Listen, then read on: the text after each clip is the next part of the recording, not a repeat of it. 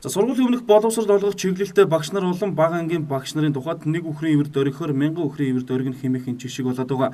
Хоолой эзэнгүү гэж яашль бүлгийн хүүхдийг зодно, өмүүлээ гэж зодно. За аяга мартаж ирлээ гэд гар дээр нь халуун хоол асгана гэд их хүн эмэгтэй хүний санаанаас гарамгүй хэрцгий үйлдэлүүдийг гаргаж чих халууцуулах болсон. Нийгэмд дэндүү ихээр жигшигдэх болсон энэ үйлдэлүүдийг багасгаж зарим багш нарын ёс зүйг хэрхэн дээшлүүлэх вэ гэдэг нь толгойн өвчин болоод байгаа юм. Харин боловсрол соёл шинжилх ухааны яамнаас нийт цэцэрлэгийн багш нарын дунд үндсэн хууль ба хүүхдийн эрх сэдвээр эсэ бичлэгийн уралдааныг зарласан байна. Бид энэ удаад хэн шагнал авсан талаар мэдээлэл их сонирхол байсангүй. Харин шагнал авсан багш нарын төлөөллөөс эсэндээ өөрийнхөө ажлын арга барил хүүхдтэй харьцаж хүүхдийн эрхийг дээдэлдэг вэ гэдгийг нь асуухыг зорьсон юм а.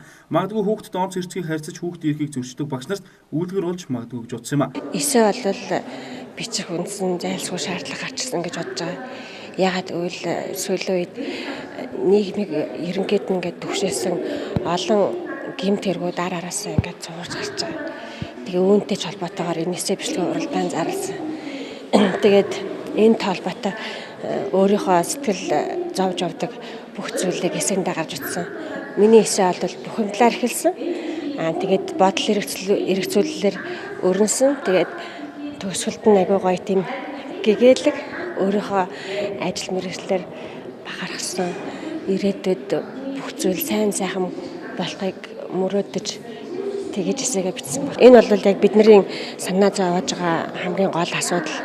Тэгээд энд бухимдсан учраас одоо хамгийн түрүүнд энэ эсээг бичээ гэж бодсон. Хөөхөн бяцхан шавнараа хайрлаж байгаа чийл гэж хэлмээр байна. Хүүхдийн эрхийг хамгаалах талаараа тэр тусмаа нэг багшийн зүгээс хүмүүжлийн эрэг аргыг хэрхэн одоо ашиглаж тийм ээ хүүхдийг одоо эрхийг хамгаалах вэ гэдэг талаас илүү төлөв бичсэн баг. Ажлын байран дээрээ бол угаасаа энэ хэрэгжиж ажиллаж байгаа.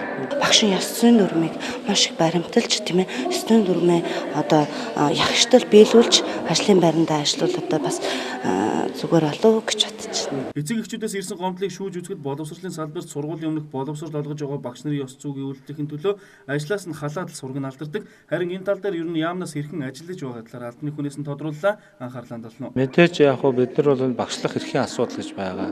Энтэй бол үнэхээр тухайн одоо сургууль цэцэрлэгт ажиллах те багшлах хүнийг бол шалгаж авдаг, сонгон шалгалтаар авдаг. Мэдээж шалгалтын асуудлын гол асуудал нь бас энэ багшийн ёс зүйн журмын өөрчлөлт хийсэн байгаа. Өмнө нь бол зөвхөн багш руугаа хандсан, багшид зориулсан ёс зүйн дүрм журам байсан. Тэгэхээр энийг бол бас багштай холбоотой хамааралтай олон нөхцөл байдлын удирдлагын дарамт байна. Тийм үү? Эцэгхийн болон одоо хүүхдийн харилцааны хоорондын зөрчлүүд болон эцэгхийн дарамт байна. Нийгмийн орчны дарамт байна. Хамт олонны зүг ингээд энэ бүх хүчин зүйлүүдийг бид бас маш нарийн задлжтай, маш нарийн тусгаж өгсөн байгаа.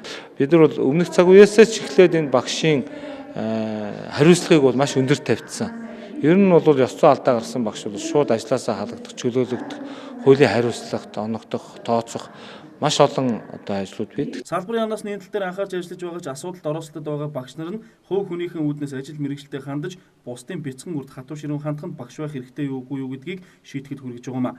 Бусдын бяцхан үрсэд эрдэм зааж хайрлаж хамгаалах ёстой багш хүн хэрцгий хандаж байгаа нь эцэг эхчүүд болоод олон нийтийг энэ салбарт итгэх итгэлийг нь сулруулж бусдынхаа сайхан үйлсийг уруу татах асуудал болоод байгаа юм. Тиймээс багш нар та бүхнээс ёс зүйгээ чандлан сахиж ажилласаа гэдгийг ТV нэмэлт үзүүлж байна.